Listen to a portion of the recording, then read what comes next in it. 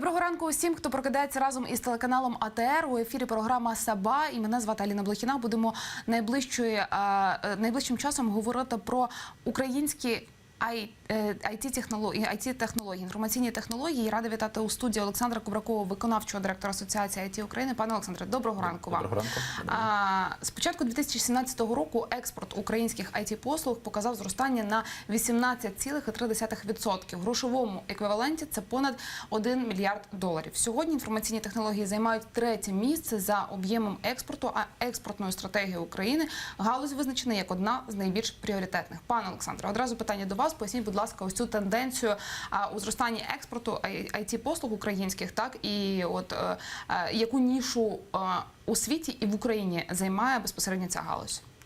Ну, в Украине абсолютно верная информация. Это уже третья экспортная отрасль нашей экономики после аграрной промышленности, после металлургической промышленности. То есть поэтому, когда отрасль занимает третье место, можно сказать, что одно из ключевых мест IT-отрасль занимает уже в украинской экономике. Если говорить на мировом уровне, ну, то есть мы уже очень узнаваемы. Отрасль уже, там, например, вчера очень такая очень новость приятная, позитивная появилась для отрасли. По итогам года в Великобритании Украина была признана №1 страной для размещения аутсорсинговых заказов на разработку программного обеспечения. Да? То есть поэтому можно сказать, что Великобритания это считается второй глобальный рынок после США. Поэтому, ну, наверное, место более чем достойное уже. Наскільки можемо говорити про те, що саме в Україні так IT-галузь для наших громадян, для нашої влади є пріоритетною? Ми розуміємо, що так, експорт – це фактично наші українські голови працюють на міжнародну спільноту. Наскільки вони працюють на нашу? Ну, как минимум, смотрите, эти люди платят здесь налоги, эти люди тратят здесь свои заработанные деньги, и, соответственно, ну, есть простая статистика. Каждый программист создает 2,9 рабочих мест смежных, да, то есть это те люди, сферы, которые помогают, ну, там, обслуживают, в чем-то там сервисные, да, какие-то отрасли, которые помогают, ну, IT существовать, работать, или просто даже, ну, банально, 2,9 рабочих мест, то есть это очень много. Поэтому, ну, все деньги заходят сюда, то есть и они в Украине, я считаю, что, ну, самым прямым образом работают. А если говорить вот, ну, в первой части вопроса, то есть для государства, да, роль, но мне кажется, что когда уровень трудоустройства выпускников вузов, если посмотреть такой простой показатель, да, то есть в IT, если люди заканчивают инженерные специальности в профильных вузах, то есть 70-80% этих выпускников трудоустраиваются, ну, в IT-компаниях по специальности. То, наверное, для меня, наверное, это сейчас лучший показатель, наиболее, наверное, правильный, да, то есть потому что, ну, я уверен, что, ну, по большинству других специальностей, там, традиционных, экономист широкого профиля, там, юрист широкого профиля, да, я думаю, что такой статистики нет.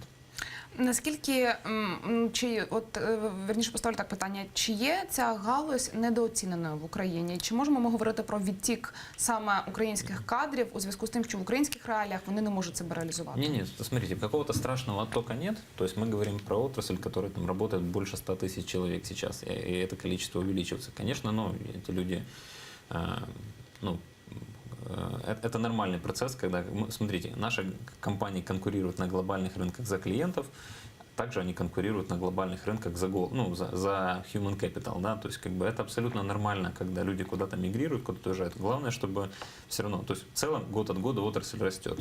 Поэтому нельзя сказать, что вот там миграция какая-то ключевая проблема для отрасли. Яка роль держави у розвитку цієї галузі? Чи є вона взагалі? Чи це, ну, окрема така компонента? Ну, смотрите, то есть если говорить про роль государства здесь, ну, вот основная роль, это как раз почему отрасль выросла, потому что государство не вмешивалось в эту отрасль более 20 лет, да, то есть как бы отрасль с момента ее существования государство не внедрило какого-то специального регулирования, лицензирования для этой отрасли, то есть отрасль работает точно так же, как другие любые хозяйственные предприятия, ну, хозяйственные субъекты. Поэтому, ну, вот, роль государства сохранять стабильные условия ведения бизнеса, а ключевое это мы говорим налоги. То есть налоговая политика государства не должна резко меняться, потому что в этой отрасли до 70-80% затрат общих, да, компаний, да, которые работают в этой отрасли, уходит на фонд оплаты труда. Поэтому для этой отрасли любые изменения там с налоговой политики, то есть они очень чувствительны. И вот поэтому роль государства, наверное, ну, это сохранять стабильность. Скажіть, будь ласка, а от захист прав інтелектуальної власності, ось це питання мене цікавить саме у IT-сфері. Чи існують якісь проблеми, ризики під час якихось розробок і які?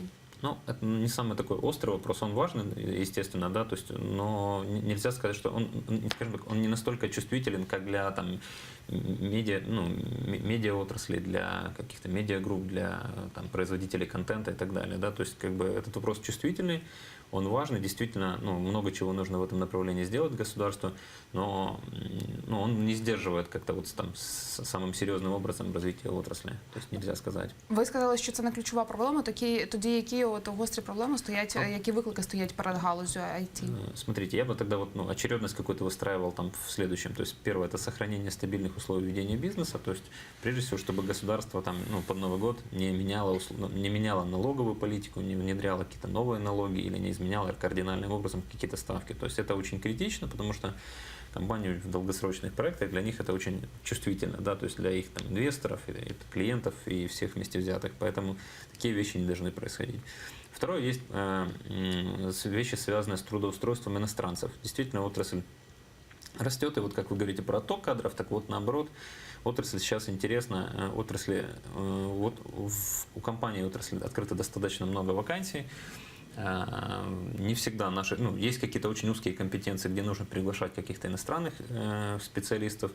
И вот трудоустроить иностранцев в Украине – это целое событие. Да? То есть вот нужно там очень много там, всего получить. Там, для того, чтобы пройти весь этот путь, да, человеку нужно потом еще выехать из нашей страны, пойти в посольство Украины в своей стране, там, получить визу Д. То есть это целая история.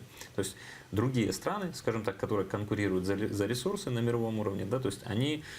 А для таких отраслей, ну, повторюсь, как бы человеческий капитал, это как бы прежде всего, да, в других странах это все намного более дружелюбно. Вот процедура трудоустройства, ты там приехал, ты пошел туда, ты получил, то есть в течение 2 недель ты получил право, там, в той же Эстонии, где угодно, право работать точно так же, как местные специалисты, на тех же условиях, у тебя нет с этим никаких проблем. То есть вот я бы вот этот блок выделил. Есть еще небольшие там блоки, связанные там с ввозом оборудования для R&D-центров.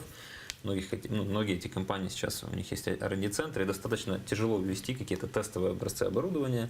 То есть вот ну, если вот выделять вот так, и вот потом аж где-то, наверное, я выделил бы вот тот вопрос, который вы уточнили по поводу интеллектуальных прав.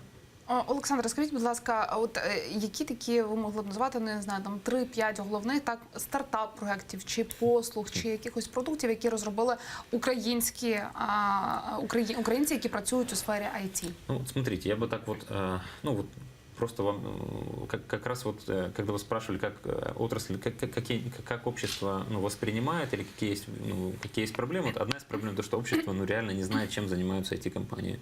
То есть, вот, например, если я вам скажу, что... Расскажите, поясните. Да, что, например, там, порядка, там, не знаю, 80% мирового автопрома используют программное обеспечение, разработанное украинскими компаниями. То есть, грубо говоря, системы там, навигации, еще какие-то внутренние там, IT-решения ведущих мировых производителей, включая ведущих немецких производителей, они все написаны в Украине.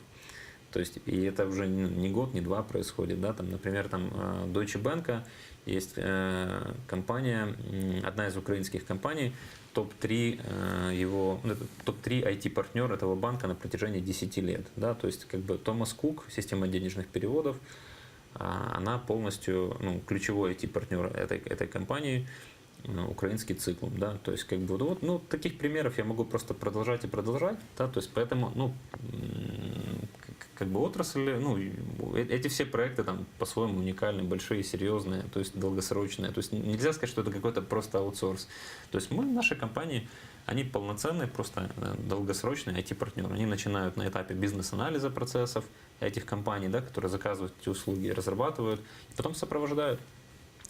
Які галузі найбільш популярні так серед людей, які працюють у цій сфері, щодо того там розробок або послуг, які створюються, так? Ви маєте отрасль, яка являється заказчиками? Ну, я маю на увазі там, так от ви заговорили так про автомобільне забезпечення. Які ще галузі є от найбільш запитуваними? Ну, смотрите, практически все, потому что если брать вот список топ-500 Fortune, как бы топ-500 Fortune компаний, да, что вот практически там представлены все отрасли, там, не знаю, ритейл, банковский сектор, автомотив там сегмент, да, то есть там, компании, которые работают в сфере здравоохранения. То есть практически все, электронная коммерция. То есть весь сектор он представлен. То есть все сектора, все направления так или иначе покрыты. То есть, я вам даже скажу, там какие-то более экзотические, не знаю, газодобыча и так далее. То есть софт для там, ведущего производителя оборудования по добыче газа, он пишется в Украине. Скажіть, будь ласка, ті от послуги освітні, які надаються в українських університетах, так ми говорили от якраз у попередньому нашому блоці про те, які є найбільш популярні спеціальності, які хочуть вивчати студенти, то от якраз інформаційні технології, вони ледь не лідери, так, саме серед професій, якими хочуть займатися студенти. То скажіть, будь ласка, рівень освітній, так, який можуть отримати студенти, він достатній для того, щоб реалізувати себе в IT-сфері? Он достаточный. Более того, скажу, что компании, у всех компаний практически основных там есть свои корпоративные какие-то школы, университеты, где они под какие-то конкретные направления, там свою специфику, они людей дообучают, можно так сказать. То есть, а если вернуться к университетам, университеты, все еще сохранилась та хорошая математическая советская школа, да, она немного там меняется, добавляется какой-то налет вот всего того, что происходит в последнее время в нашем образовании, но все-таки, то есть вот в ключевых там 12-15 университетах для отрасли можно сказать, что еще там уровень образования более-менее нормальный. То есть, естественно, что им тоже нужно меняться, и первые шаги какие-то в этом направлении происходят. Там, в львовских университетах, в некоторых киевских появляются новые современные специальности, именно востребованные в IT. То есть я думаю, что это тот путь, который нужно будет пройти в ближайший год, два, три. То есть когда в университетах чуть-чуть поменяется программа обучения, когда немного, когда начнут появляться современные специальности, там, Internet of Things, Data Science и так далее. То есть этот путь уже начался. А якщо ми говоримо не про університети, так, а про певні там курси, програми, які спеціалізуються на навчанні саме у сфері IT? Мне кажется, что вот это направление было немного перегрето последние 2 года, да, и мне кажется, что вот сейчас, когда вот этот весь там шум, то есть когда, люди услышали, что, можно сказать, что появилось много всяких аферистов, которые, дискредитировали немного вообще саму идею этих курсов. Там есть много примеров там, в Штатах, в Израиле, где эти курсы действительно они себя зарекомендовали, где люди за 1,5-2 года там, полноценными становятся программистами, их берут охотно компании, это стоит достаточно немалых денег в США. Да? То есть у нас вот эту историю чуть-чуть дискредитировали за последние 2 года, но я думаю, что сейчас вот этот весь шум, он ляжется, и те курсы, те программы, которые зарекомендуют себя, которых прежде всего это должны, этих людей должны покупать, там, брать как бы, к себе на работу компании. И вот те курсы, которые зарекомендуют себя, у которых будет высокий рейт среди их выпускников, которых возьмут компании, я думаю, те выживут, и у тех появится имя на рынке. И то есть однозначно, если смотреть на мировой опыт, это имеет место быть. То есть есть там пример Израиля, есть пример США, есть пример других стран, где это очень хорошо получается. То есть у нас пока вот последние 2 года, то есть, там реклама, там в метро, везде, там где угодно, в СМИ была куча рекламы, что вот там, пожалуйста, ты за месяц станешь айтишником. Нет, такого не будет, такое в принципе невозможно. Поэтому вот, думаю, что вот сейчас вот там рынок все выровняет, мне кажется, так. І дуже коротко попрошу вас відповісти, які зі стартапів, які розроблені українцями, зараз працюють в Україні?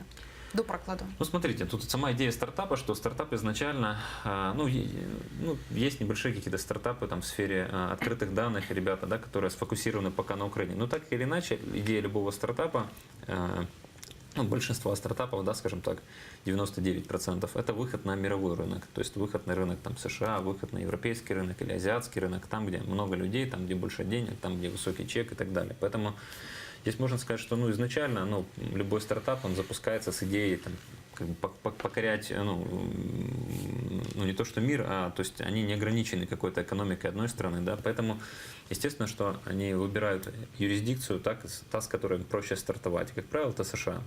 То есть, Дякуємо дуже, пане Олександре, за цю розмову. Олександр Кубраков, виконавчий директор Асоціації IT України, був гостем цієї студії.